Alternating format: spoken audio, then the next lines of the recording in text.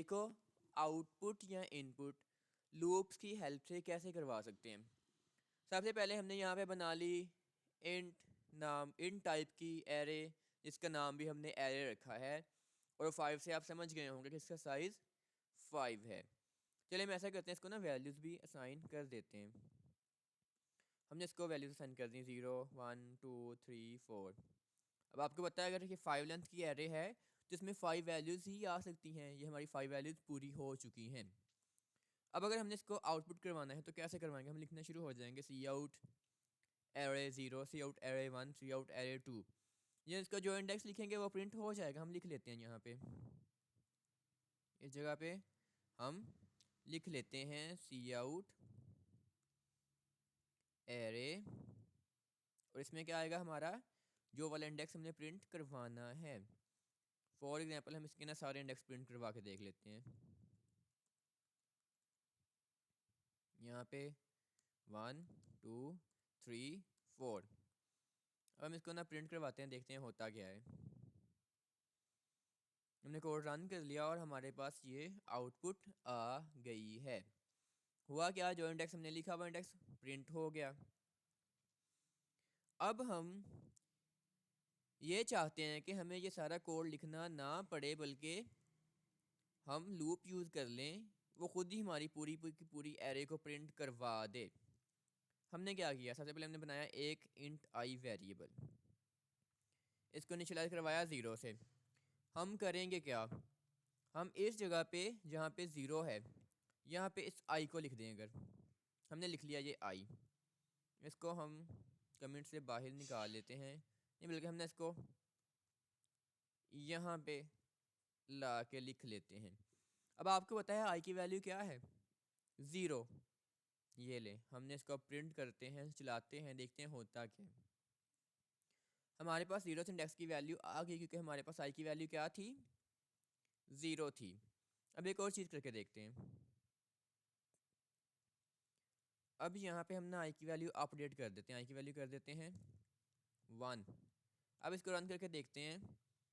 Sorry, ये int नहीं आएगा क्योंकि हमने पहले ही आई को डिक्लेयर करवाया हुआ है, तो दोबारा उसको डिक्लेयर नहीं करवा सकते। अलबत्ता उसकी वैल्यू अपडेट कर सकते हैं, आपको पता है। ये हमारे पास आ गई फर्स्ट इंडेक्स की वैल्यू। अब हम क्या करते हैं, हम ना एरे को थोड़ा चेंज कर देते हैं। यहाँ पे हम कर देते हैं 7। ये हमारे पास जो सेकंड इंडेक्स है उसकी वैल्यू 7 है। हम फिर से आई को अपडेट करते हैं। अब हमारे पास आई की वैल्यू हम कर देते हैं 2, यानी कि यहाँ पे हमारी क्या वैल्यू है अब 2, कि ये किस इंडेक्स को प्रिंट करवाएगा, 2 इंडेक्स को। यहाँ पे हमने लिख लिया आई। अब क्या हुआ, उसने हमारा सेकंड इंडेक्स प्रिंट करवा दिया। सेकंड इंडेक्स पे क्या था हमारे पास, सेकंड इंडेक्स पे हमारे पास 7 था, वो प्रिंट हो गया। अब हमें ये समझ आ गया कि अगर हम एक वेरिएबल बनाएं और उसकी वैल्यू को अपडेट करते जाएं, तो उस वेरिएबल को हम इंडेक्स की जगह पे लिख सकते हैं, और उस इंडेक्स पे वो वैल्यू रिफ्लेक्ट होगी, और उस इंडेक्स वाली जो वैल्यू होगी वो प्रिंट हो जाएगी। तो आपको पता है इन वैल्यूज़ को हम अपडेट कर सकते हैं किससे, लूप्स से। हम यहाँ पे लूप बना लेते हैं, हमने बनाई वाइल लूप, कोई भी बना सकते हैं आप लूप, हमने वाइल लूप चूज़ कर लिया अभी। आई हम कहाँ तक चाहते हैं, आई अपडेट हो, जब तक आई मैक्सिमम इंडेक्स तक ना पहुँच जाए। हमारे पास मैक्सिमम इंडेक्स क्या है, ऑब्वियसली देखें, अगर आपने 5 वैल्यूज स्टोर करनी है तो 5 वैल्यूज़ के जो इंडेक्स होंगे वो 5 ही बनेंगे। लेकिन क्योंकि इंडेक्सिंग 0 से स्टार्ट होती है, तो मैक्सिमम इंडेक्स क्या बनेगा, और 4, यानी कि 4 तक हमारी 5 वैल्यूज स्टोर हो जाएंगी, क्योंकि नंबरिंग 0 से स्टार्ट हो रही है। लाइक आप ऐसे समझ लें आपके पास 5 बॉक्सेस हों, और फर्स्ट बॉक्स की काउंटिंग आप 0 से स्टार्ट कर रहे हैं, 0 1 2 3 4, तो मैक्सिमम काउंटिंग कहाँ तक जाएगी, 4 तक। यानी कि जो भी आपका साइज या लेंथ होगी एरे की, उससे एक कम आपका बनेगा इंडेक्स, मैक्सिमम इंडेक्स। तो हमने यहाँ पे लिख लिया आई स्मॉलर देन 5, हो गया। अब हम इसको आउटपुट करवाएंगे, कैसे, सी आउट एरे। यहाँ पे हम क्या लिखेंगे, जैसे हमने ऊपर आई लिखा था, क्योंकि हमें पता है कि आई की वैल्यू अपडेट करने से वो उस इंडेक्स को रिफ्लेक्ट करता है। और हमने आई प्लस प्लस भी कर लिया। अब होगा क्या, फर्स्ट 0 है तो फर्स्ट टाइम इसकी वैल्यू 0 होगी तो जीरोथ इंडेक्स को प्रिंट करेगा। उसके बाद प्लस प्लस होकर 1 हो जाएगी इसकी वैल्यू, तो ये यहाँ पे 1 आ जाएगा। ये फर्स्ट इंडेक्स को, फिर सेकंड, थर्ड और फोर्थ इंडेक्स को प्रिंट करेगा। चलिए हम यहाँ पे ना थोड़ी रीडेबिलिटी बढ़ाने के लिए यहाँ पे ना स्पेस एक ऐड कर देते हैं। अब इसको रन करते हैं और देखते हैं होता क्या है। हुआ क्या, 0 1 7 3 4 हमारी एरे प्रिंट हो गई। देखें यही एरे थी हमारी, प्रिंट हो गई। अब हमें समझ आ गया कि इस तरह हम एरे को प्रिंट कर सकते हैं लूप की हेल्प से, क्योंकि वैल्यू आइटरेट होगी तो अपडेट होगी वेरिएबल की, और वही वैल्यू हमने यहाँ पे यूज़ कर ली, वो इंडेक्स की वैल्यू बन गई और वो प्रिंट हो गया। अगर हम इस तरह एरे को आउटपुट कर सकते हैं तो इस तरह हम एरे को इनपुट भी ले सकते हैं। हम ऐसा करते हैं, इस एरे को ना खाली कर देते हैं। खाली कर लिया हमने एरे को, ये भी उड़ा देते हैं कमेंट ये वाला, और ये कमेंट भी उड़ा देते हैं ताकि हमारा ना कोड थोड़ा ज़्यादा साफ सुथरा हो जाए। अब हमारे पास एक एरे है जिसका साइज़ है 5। चलिए हम ऐसा करते हैं, हम ना एक वेरिएबल बनाते हैं इंट n। हमने कहा यूज़र से cout enter the size of array, कि यूज़र से ही पूछ लेते हैं भैया कि आप कितने साइज़ की एरे इनपुट करना चाहते हैं। और यहाँ पे हमने ले लिया सी इन, एन की वैल्यू ले ली और यहाँ पे एन लिख दिया। अब क्या होगा, अब अगर फॉर एग्जांपल यूज़र ने एन को वैल्यू दी है, एन की वैल्यू यूज़र ने दी है 5, तो यहाँ 5 हो जाएगा, यूज़र 6 देगा 6 हो जाएगा, यानी कि जो वैल्यू यूज़र देगा वो यहाँ पे रिफ्लेक्ट हो जाएगी, उतना साइज़ बन जाएगा एरे का। तो अगर अब हमने इसकी कंडीशन लिखनी है एन की, तो हम यहाँ पे बस एन लिख देंगे, क्योंकि हमें पता है यूज़र ने जो भी नंबर दिया है इंडेक्स उससे एक नंबर कम होगा। अब हम चाहते ही हैं कि हम ना इसकी इनपुट लें। ऑब्वियसली जैसे हमने यहाँ पे आउटपुट किया था, इसी को हम सी इन कर देते हैं तो हमारी इनपुट आ जाएगी। लेके देखते हैं, इसको रन करते हैं, देखते हैं होता क्या है। हाँ, ये ऑपरेटर्स यहाँ पे नहीं लगा सकते, आपको पता है, क्योंकि अब हम इनपुट ले रहे हैं, आउटपुट नहीं कर रहे। को रन हो गया, इसने पूछा कितने नंबर इंटर करवाने हैं, हमने कहा 5।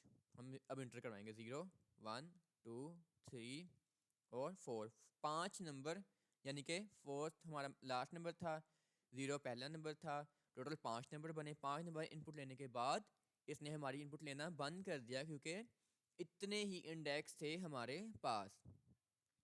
तो हम करते ऐसा हैं, बल्कि यहाँ पे हम ना ऐसा करते हैं, लिख लेते हैं वाइल लूप के ऊपर कि यहाँ पे हो क्या रहा है, सी आउट, ताकि यूज़र को पता चल जाए ना कि यहाँ पे हो क्या रहा है।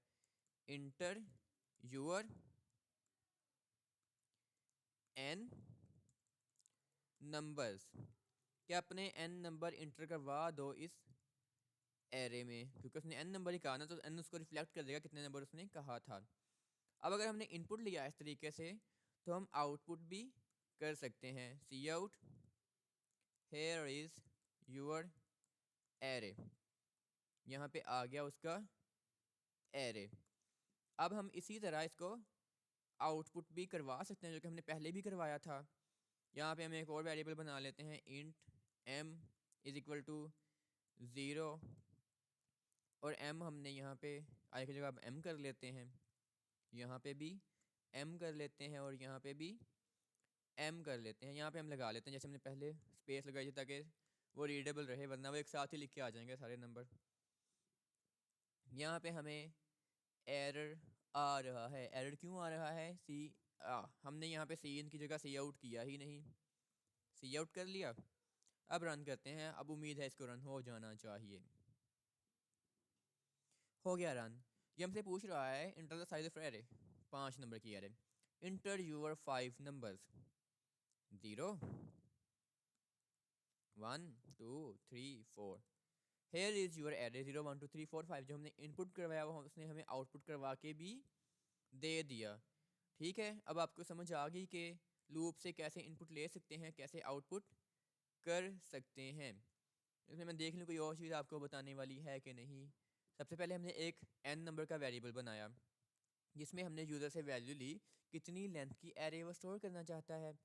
फिर हमने क्या किया, उस एरे में वो वैल्यूज़ इनपुट करवा ली। कैसे इनपुट करवाई आपको समझ आ गया, हमने क्यों लूप यूज़ की और क्यों वेरिएबल यूज़ किया, क्यों उसको अपडेट किया। उसके अपडेट होने का हमने फ़ायदा उठाया उस इंडेक्स को अपडेट करके।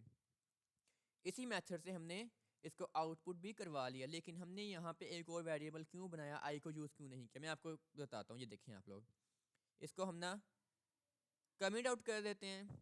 यहाँ पे हमने लिखा आई, यहाँ पे भी लिखा आई, और यहाँ पे भी लिखा आई। अब इसको रन करते हैं। अब आपने देखना है होता क्या है, इम्पैक्ट देखें अब इसका क्या पड़ता है। ये तो कोड से बाहर है ना, ये पहली लाइन है, पूछ रहा कितने नंबर इंटर करवाने हैं, करवा दिए 0 1 2 3 4, लेकिन हमें आउटपुट लिख के नहीं आई। क्यों नहीं आई, मैं आपको बताता हूँ, बल्कि एक चीज़ दिखाता हूँ। उससे पहले मैंने यहाँ पे कर दिया आई इज इक्वल टू 0। अब देखें अब क्या होता है, अब वैल्यूज ही आ जाएंगी। अपने देखना है कि ऐसा क्यों हुआ।